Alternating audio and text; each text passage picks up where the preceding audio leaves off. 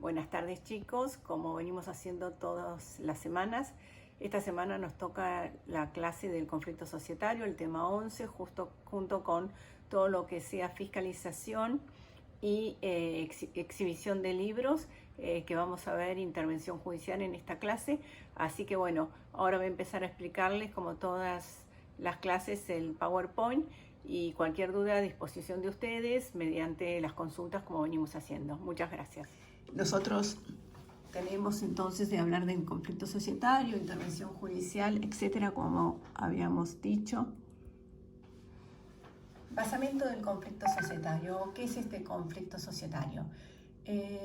Burton clasifica el conflicto societario o lo describe como una relación en que cada parte percibe las metas, valores e intereses y comportamientos del otro como antítesis de los suyos, es decir, donde cada uno piensa que el otro quiere lo contrario y quiere perjudicarlo.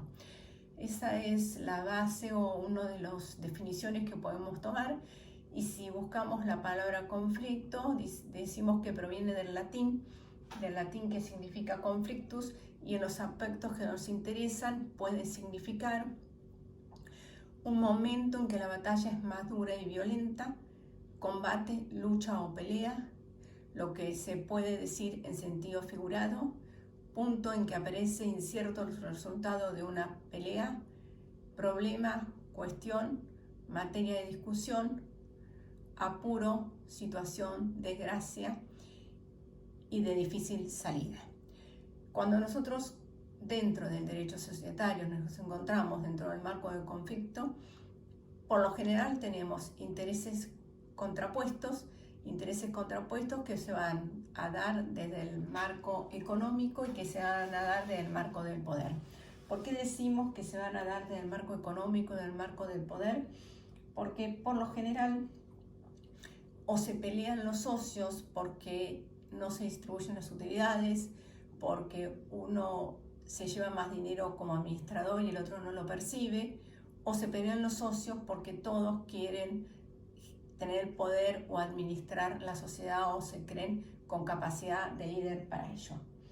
Cuando se producen estas situaciones de beligerancia en el seno de la sociedad, por lo general se producen reclamaciones a los administradores, y esos reclamos a los administradores están hechos por alguna minoría que se considera que sus derechos han sido violados, y ahí es donde comienza el conflicto societario y comienzan todos los problemas que este conflicto societario trae para la sociedad. ¿Cuáles son las principales causas del conflicto societario? Yo creo que una de las principales causas que tenemos en el conflicto societario es que nuestra ley de sociedades no prevé la posibilidad de que las minorías se puedan retirar de la sociedad en caso de un grave enfrentamiento que pusiera de manifiesto un abuso de la mayoría o un actuar arbitrario de esta. En definitiva, lo que pasa en las sociedades con nuestra ley de sociedades es que el accionista es una especie de inversor que coloca su aporte a plazo fijo. ¿Por qué? Porque pone su aporte al plazo de vida de la sociedad, que pueden ser 50 años, 70 años, 90 años. Y el término de su inversión equivale justamente a ese plazo societario que figura en este artículo 11 de nuestra ley. Y en algunos casos puede ser muy extenso. Entonces, dentro de estos casos nos vamos a encontrar que se producen situaciones complejas y un conjunto de situaciones que nos van a llevar seguramente a ese conflicto societario. ¿Cuáles son las causas por las cuales comienza el conflicto societario? Las causas por las cuales comienza el conflicto societario pueden ser muchos, pero por lo general en la sociedad de familia nos vamos a encontrar que están constituidos por dos hermanos, por dos íntimos amigos, que entre ellos siempre se van a llevar bien y la sociedad va a funcionar sin problemas. Pero el conflicto societario se va visorando en las sociedades de familia y se ha estudiado por psicólogos, administradores de empresas, abogados, contadores. Se va visorando en la segunda y en la tercera generaciones, cuando en realidad el conflicto societario adquiere su mayor virulencia. ¿Por qué? Porque los socios originarios por lo general trabajan bien. Si tienen un taller mecánico, uno se dedica o fabrican maquinarias agrícolas, uno va a empezar a dedicarse a la parte de la fabricación y el otro a la parte administrativa y a la parte de ventas, y cada uno va cumpliendo un rol dentro de la empresa. Cuando entran los hijos, donde vivían 2 familias, quieren vivir más familias de la misma empresa, y más o menos van manteniendo la misma idea, el mismo cariño que tenían los padres con la empresa y los padres entre sí, que pueden ser amigos, los primeros socios, o pueden ser familiares, y hoy estaríamos en esta segunda generación que los que estarían trabajando fuesen primos. Pero cuando entra la tercera generación, es donde el conflicto societario se ve con mayor virulencia, siempre es donde más conflictos hay, porque para que pueda entrar esta tercera generación, la empresa tiene que haber crecido mucho para que puedan vivir, en vez de 4 familias, estaríamos hablando ya que puedan vivir 12 familias. Todos los que ingresan tienen que querer trabajar de la misma manera, y además tiene que haber una idea y una conexión con respecto a esto, y por lo general ahí es donde se empiezan a mezclar los problemas personales con los problemas de la sociedad, se empiezan a mezclar los caracteres de liderazgo. Muchas veces se da que el que es más capacitado no es el que trabaja en la empresa, sino aquel que tiene menor capacidad, y como no sabemos de qué va a trabajar, que trabaja en la empresa, y ahí es donde el conflicto societario se marca con su mayor fuerza. Por lo general, cuando se instaura este conflicto societario, nosotros nos vamos a encontrar con que se hacen reclamos a los administradores. Estos reclamos que se hacen a los administradores lo van a hacer los accionistas minoritarios, que es muy probable que sea una minoría que se encuentre abusada por una mayoría dominante, y esos accionistas minoritarios van a actuar pidiendo derechos que la ley le da, como el derecho de información o el de distribución de utilidades, pero van a tener una pancarta y algo que es lo que ellos están diciendo que defienden, que es el interés social. Es imposible para una sociedad desarrollarse en el mercado, competir, producir buenos productos, trabajar bien internamente y estar en un conflicto societario, o si no es imposible, es muy difícil trabajar de esta forma.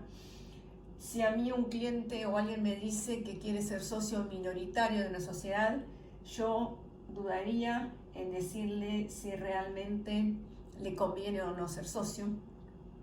Y personalmente yo creo que muchos de los problemas que se dan con el conflicto societario se solucionarían si se toleraría o se permitiría que los socios ejerzan el derecho de receso, es decir, que se retiren cuando quieran de la sociedad.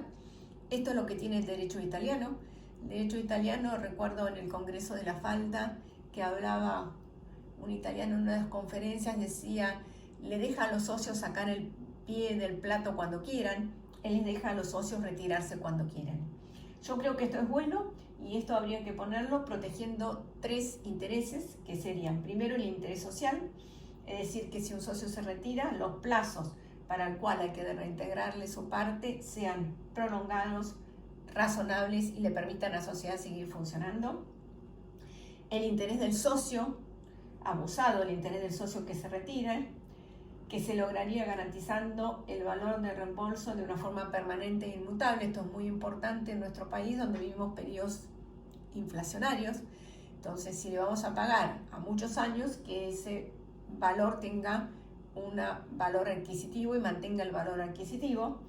Y lo más importante para la sociedad es que tenemos que proteger el interés comunitario, y que si se permite a que un socio minoritario abusado por una mayoría dominante se retire, vamos a lograr que esas minorías no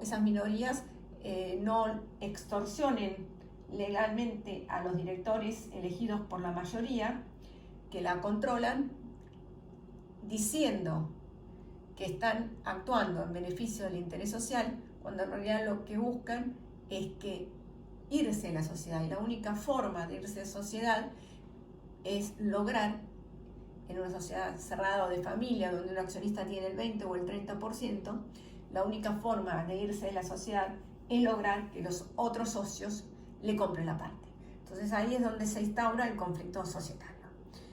¿Qué pueden hacer los socios minoritarios si hay una mayoría dominante que los abusa, que no les da utilidades, que no le da derecho de información, que son los que administran la sociedad y se cobran honorarios grandísimos como directores y ellos no tienen dinero? Esta minoría que tiene el 20 o el 30% no tiene dinero, bueno, y no le dan utilidades, o sea, no distribuyen esas utilidades cuando se instaura este conflicto societario. Bueno, la ley establece diferentes derechos que tiene esta minoría, y esta minoría, uno de los derechos esenciales que tiene es ejercer el derecho de fiscalización, que establecido en el artículo 55 de nuestra Ley General de Sociedades, que dice que los socios pueden examinar libros y papeles de la sociedad y recabar de la sociedad los informes que estos estimen pertinentes, y si la sociedad tiene sindicatura, o sea, tiene un órgano de fiscalización y no está en manos de los socios. ¿Se acuerdan que nosotros dijimos cuando hablamos la primera clase de estructura organizada que había un órgano que era el órgano de fiscalización, que era aquellos que controlaban a los administradores? Bueno, si la sociedad tiene sindicatura, los informes los socios se lo tienen que pedir a la sindicatura, o si tiene consejo de vigilancia se lo tienen que pedir al consejo de vigilancia. Si la sociedad es una sociedad cerrada que carece de sindicatura, o sea, no hay un órgano especial, lo que tienen que hacer los socios es pedir examen de libro o informes conforme al artículo 55 a los administradores societarios. ¿Cómo ejerce ese derecho de fiscalización? Fíjense, el derecho de fiscalización lo ejerce de dos formas: o con un examen personal, es decir, el socio va y mira personalmente la documentación, o pide un informe. Pedir un informe es un informe escrito que se lo va a pedir al órgano de administración si la sociedad no tiene sindicatura, y al órgano de fiscalización si la sociedad tiene sindicatura. Le tiene que pedir el informe al órgano de fiscalización para que éste le diga cuál es la situación que está pasando o lo ponga en conocimiento de la situación de la sociedad. Lo más común que se da en las sociedades de familia es que las sociedades no tengan sindicatura, es decir, que directamente los que hagan la fiscalización sean los propios socios. Para eso, ¿cómo lo van a hacer? Van a hacer una carta documento que van a mandar a la sede social. Vamos a redactar esa carta documento, y cuando redactamos la carta documento tenemos que decir que lo hace el socio en carácter de socio. Tenemos que acreditar e informar qué porcentaje de capital tiene, cuáles son las acciones. Tenemos que decir que vamos a ir a un día y poner la hora en que vamos a concurrir a examinar la documentación societaria. Y si vamos a ir acompañado con un abogado, un contador o un escribano, sería bueno dejar constancia. Por lo general es aconsejable siempre ir con un escribano a labrar un acta de lo que efectivamente nos muestran o no nos muestran. Y entonces vamos a concurrir a la sede social. Cuando ponemos en la carta documento, vamos a tener que decir qué documentación nosotros vamos a querer que nos muestren. Y ahí, cuando llegamos a la sede social, nos pueden pasar dos cosas: que nos muestren la documentación o que no nos las muestren. Por eso es importante ir con un escribano. Si nos muestran la documentación, yo dejo constancia de todo lo que me mostraron. Yo aconsejo por lo general que pedir copias de lo que me muestran y que el escribano lo agregue al protocolo para que no quede ninguna duda que nos están mostrando esa documentación y no otra. Y si existe una negativa a mostrar la documentación, labrará un acta al escribano diciendo que concurrimos conforme a la carta documento que mandamos un día determinado y que nadie nos mostró la documentación respectiva.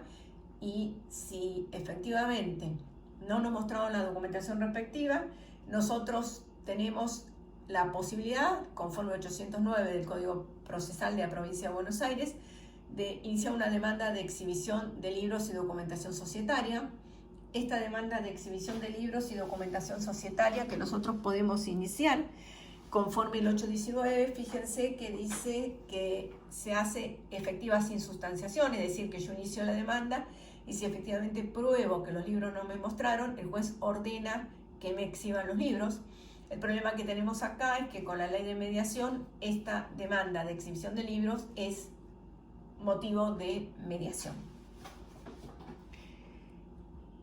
¿Qué documentación podemos examinar? Fíjense, yo acá digo que podemos examinar todos los libros sociales y contables. Por lo general en la carta documento nosotros pedimos que me muestren el libro diario y el inventario de balance, y ahí controlo si efectivamente están pasados todos los asientos al libro diario y si están pasados todos los inventarios y balances.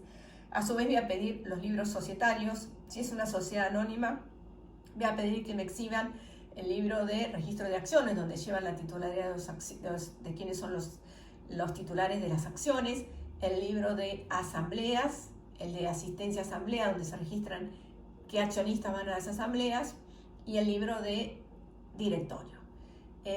Además, voy a poder pedir los papeles de la sociedad y la documentación respaldatoria, y de acuerdo a cada sociedad es la documentación que yo voy a pedir. Acá, si es una sociedad que se dedica a un determinado rubro, voy a pedir mayor cantidad de documentación respaldatoria con respecto a este rubro o al rubro que se dedique a la sociedad. Por lo general nosotros pedimos facturas de compras y de ventas, libros de sueldos y registro de nómina de empleados. Vamos a pedir contratos de mutuos, resúmenes bancarios. Vamos a pedir también si hay aportes irrevocables, el origen de los aportes irrevocables, si hay contratos con los socios y la sociedad o los directores que administran, vamos a pedir copias de esos contratos. Y seguramente vamos a pedir, de acuerdo a cada sociedad, la documentación respaldatoria que nos permita a nosotros comprobar que efectivamente todo el dinero que se dice se está gastando de la sociedad sea efectivamente gastado, que no se estén malversando los fondos societarios. Y si hay bienes societarios, nosotros también podríamos llegar a pedir examinar los bienes societarios, por ejemplo, la planta. Podríamos llegar a pedir examinar el estado de un buque, si tenemos una sociedad que tiene un buque. Lo que la doctrina está dividida es con respecto a hasta qué extensión yo puedo pedir esa documentación respaldatoria, y una parte de ella considera que el accionista no se encuentra habilitado a solicitar datos sobre gestión empresaria y las explicaciones de los saldos de las cuentas que comportan las partidas del balance, mientras que para otra parte considera que dentro del concepto de papeles sociales se puede solicitar todos los contratos sociales con los terceros, con los socios, los resúmenes bancarios, el IVA a venta, el IVA a compra, etc. Y si nosotros vamos a ver el artículo 819 del Código Procesal, que mencionamos, que es el que nos permite la exhibición de libros, fíjense que de este artículo se desprende que nos tienen que dar un detalle para que nosotros veamos cuál es la verdadera y real situación económica, comercial y financiera de la sociedad, por lo cual no tendríamos por qué tener limitaciones con respecto a esta documentación que pedimos. Está clara que está establecido en favor de los socios, es decir, que el solicitar información no lo pueden llegar a hacer los administradores. Entonces, que quede claro que los socios pueden pedir exhibición de libros conforme al artículo, exhibición de libros y documentación respaldatoria conforme al artículo 55, y además pueden pedir informes. Y si tiene sindicatura, le van a pedir informes a la sindicatura o al Consejo de Vigilancia. ¿Por qué? Porque ese derecho que tienen de controlar a los administradores cuando hay sindicatura o Consejo de Vigilancia es un órgano específico que se dedica a eso. Entonces el socio tiene que pedirle a ese órgano que le dé la información y no lo puede recabar en forma directa. Si no tenemos sindicatura, se acuerdan que entonces una de las cosas que podemos pedir es la exhibición de la documentación y la otra la solicitud de informe. ¿Qué es la solicitud de informe? Es decir, al administrador que me dé un informe, que me redacte un informe y que me explique una determinada circunstancia. Esos informes yo los puedo pedir totales o parciales de toda la administración, o qué hizo con determinado elemento o determinado bien, o qué pasó con un determinado hecho. Por ejemplo, si la sociedad explota un buque, yo le puedo pedir que me diga qué capturó en tal fecha, cómo lo vendió, cuánto pescado entró a puerto, a quién le vendió, etc. O sea, que me da un detalle de las ventas o los gastos con respecto al buque. Ese informe se lo vamos a hacer al órgano de administración, que es el obligado a contestar el informe y tiene la obligación de hacerlo. No puede reemplazarlo con decir, mira, te pongo a disposición la documentación. No. Si yo pido un informe, me tienen que informar. Si yo pido que me exhiban documentación y me den fotocopias, me tienen que exhibir documentación, y también se discute si me pueden o no negarse a dar fotocopias. Pero sí, son dos derechos totalmente diferentes. Por lo general, cuando pido un informe, tengo que poner un plazo para que me lo den, que tiene que ser razonable. El administrador puede llegar a decir que en realidad ese plazo que yo puse es corto, y entonces pedir un plazo más largo. No habría problema en ese aspecto. Perfectamente se puede hacer de esta forma. El único tema que se discute cuando pido información es si en realidad la sociedad no tendría que darme algo que sea un secreto de gestión. Por ejemplo, si yo soy socio de Coca-Cola, no me van a dar cómo es la fórmula. Eso yo no lo puedo estar pidiendo porque es propio de la administración societaria. ¿Quién va a ser el legitimado activo? Van a ser los socios y van a ser los herederos del socio. ¿Cómo va a acreditar el socio que es socio? El socio va a acreditar que es socio porque va a figurar porque tiene las acciones, porque va a figurar en el libro de registro de acciones si la sociedad no emitió las acciones, porque figura en el libro de asambleas, o porque en alguna carta o documento le dijeron que era socio. Y los herederos del socio van a poderlo pedir porque específicamente van a acreditar que son tales. Si efectivamente tenemos un administrador judicial, no se lo pueden negar. Y si no tenemos administrador judicial, la doctrina está dividida en si a cualquier heredero del socio le podemos dar o no, y hay alguna jurisprudencia que dice que es necesario que efectivamente acrediten que son herederos. Por lo general, cuando la jurisprudencia dice que se le tienen que dar y no se le puede negar, es en los casos donde, por ejemplo, son los socios dos hermanos, y a los sobrinos siempre lo trataron como sobrinos, y cuando fallece uno de los socios, el otro hermano le dice, no, ¿y vos quién sos? O sea, en esos casos es donde en realidad dice, bueno, no se puede negar aunque no acrediten con más papeles que son los únicos herederos. ¿Qué otro derecho tiene el socio? El otro derecho que tiene el socio es, conforme al artículo 113 de la Ley General de Sociedades, pedir la intervención judicial. Entendamos que la intervención judicial es una medida cautelar. Como medida cautelar es una medida que va a ser conexa o accesoria a otra medida importante, que esa otra medida importante es la remoción de los administradores. Es decir, que si yo no pedí la remoción de los administradores, no voy a poder pedir como medida cautelar la intervención judicial. Para pedir la remoción de los administradores, tengo que o pedirlo en una asamblea o pedir que se convoque a una asamblea para tratar como punto del orden del día la remoción de administradores.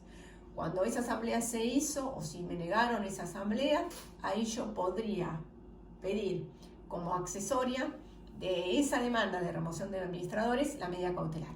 Si yo pido la medida cautelar y no inicié demanda de remoción de administradores, la intervención judicial no me la van a dar.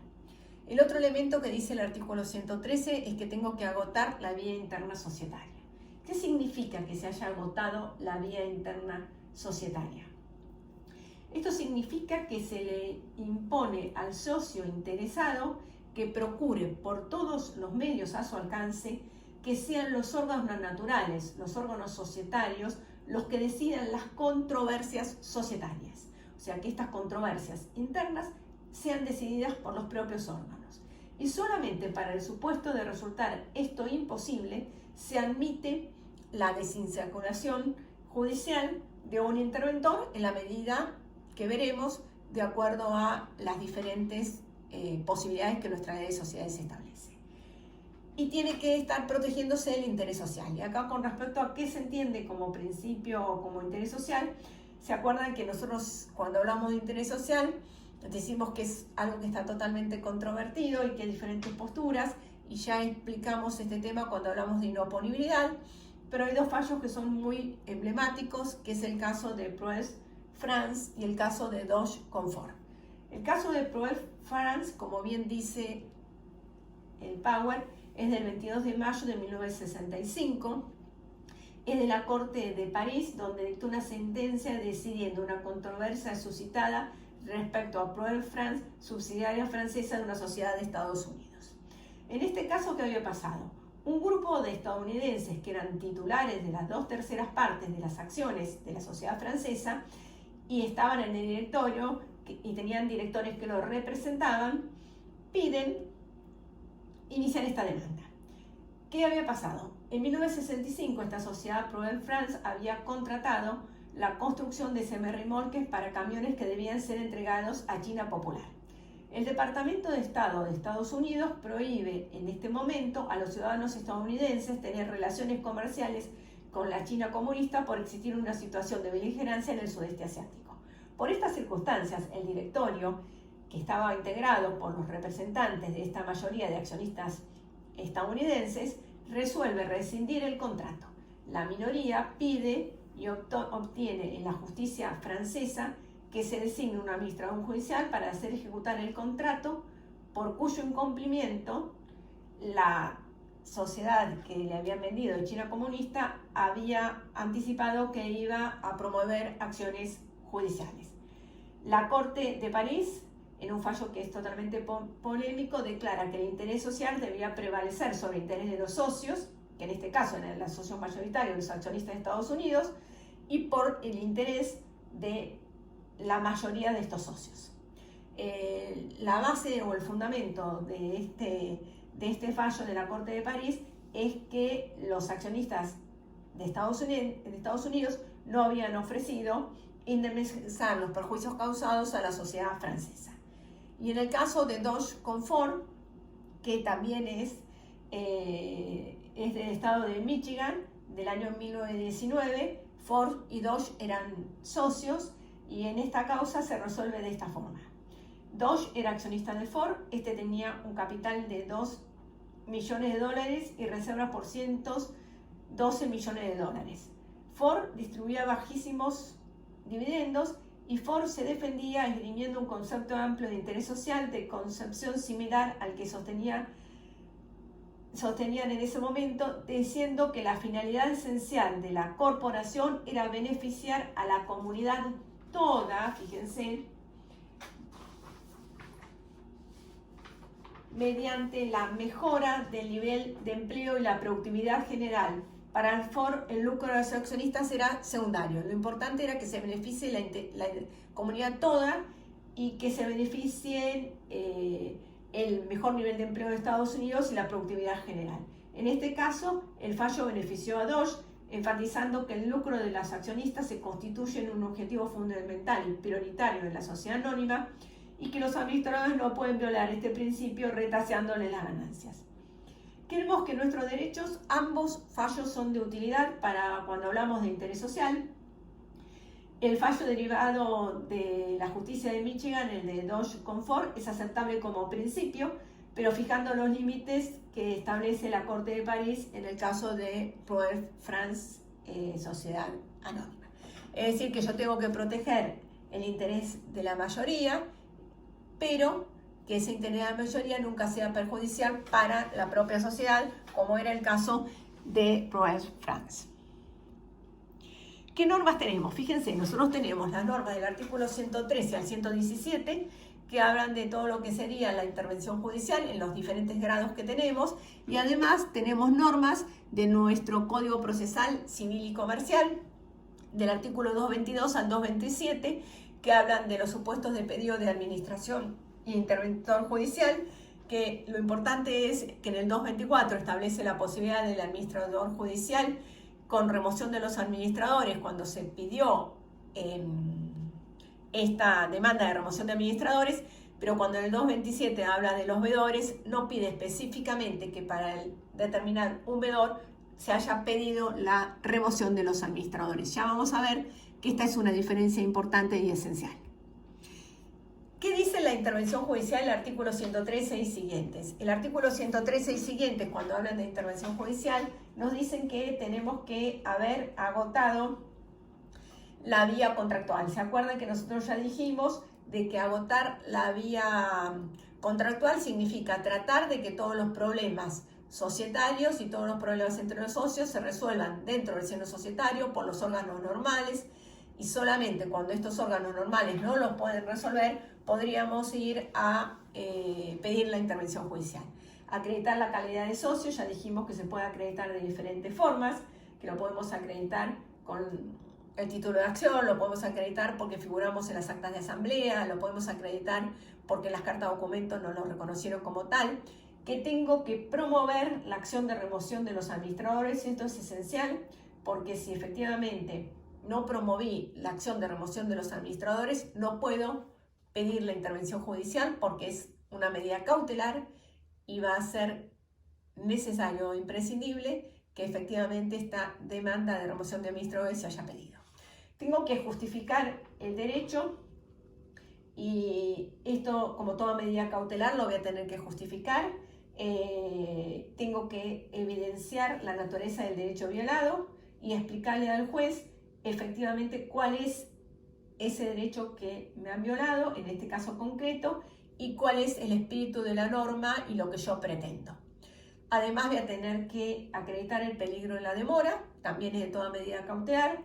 Es bastante conocido con lo que demoran los juicios que peligro en la demora existe, pero sin perjuicio de esto, en este caso le tengo que acreditar concretamente qué peligros tengo en esperar que termine esta acción de remoción de administradores.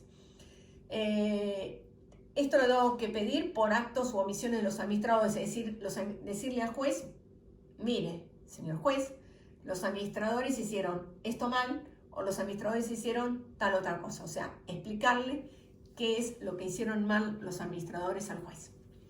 Tengo que dar una contracautela, como toda medida cautelar voy a tener que dar una contracautela, que esta contracautela la puedo dar en pesos, me la pueden fijar en pesos, me la pueden fijar estableciendo la caución de las propias acciones de la sociedad y la jurisprudencia lo admite, y en algunos casos se ha admitido hasta una caución juratoria, algo bastante discutido, pero también se admite. Y esta medida cautelar de intervención judicial es inaudita aparte, es decir, una vez que se pide, como es una medida cautelar, con la demanda de remoción de administradores y la solicitud de la intervención judicial, el juez va a designar y va a resolver darla o no darla como medida cautelar sin darle traslado a los administradores ni a la sociedad. ¿Qué va a resolver el juez? El juez lo tiene que resolver, la ley dice, con criterio restrictivo. Este es uno de los temas que más se critica con respecto al criterio restrictivo, porque cuando habla de criterio restrictivo ha llevado a que los jueces nunca den estas medidas cautelares. Dicen que la van a dar como un remedio excepcional cuando se hayan agotado todas las otras vías, y algunos tribunales lo justifican en que este criterio restrictivo es en la necesidad de no provocar un daño mayor que el que se quiere evitar. Y otros doctrinarios dicen que en realidad este criterio restrictivo no tendría por qué estar, dice esto, porque en realidad si se dieron las condiciones para la medida cautelar hay que darla, y si no se dan las condiciones no hay que darlas, pero si están dadas las condiciones no podríamos tener este criterio restrictivo.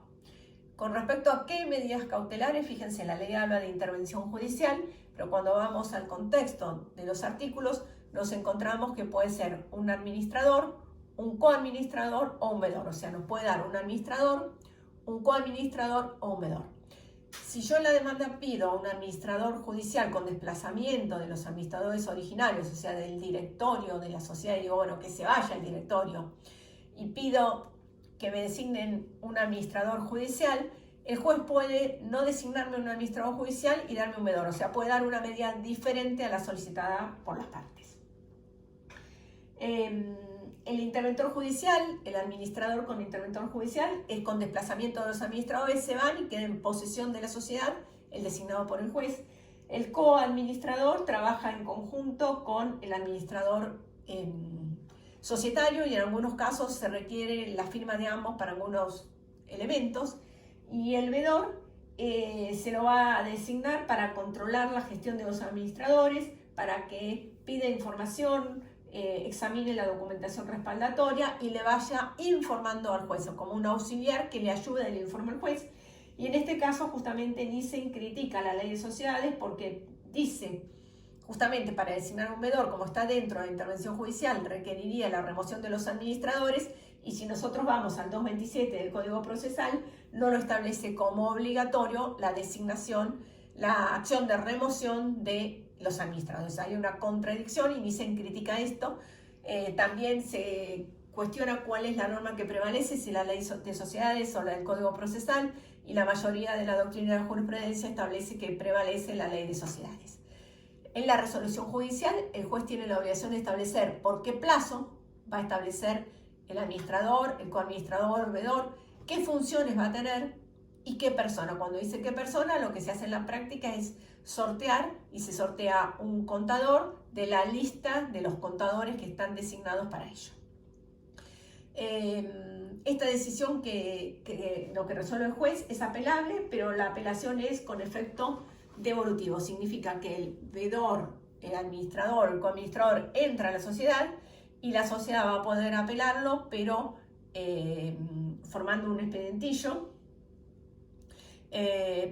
Y mientras tanto, la medida cautelar va a producir todos sus efectos. ¿Qué otra cosa puede hacer el socio? Fíjense, el socio puede, entonces, cuando hay un conflicto societario, ¿qué va a poder hacer?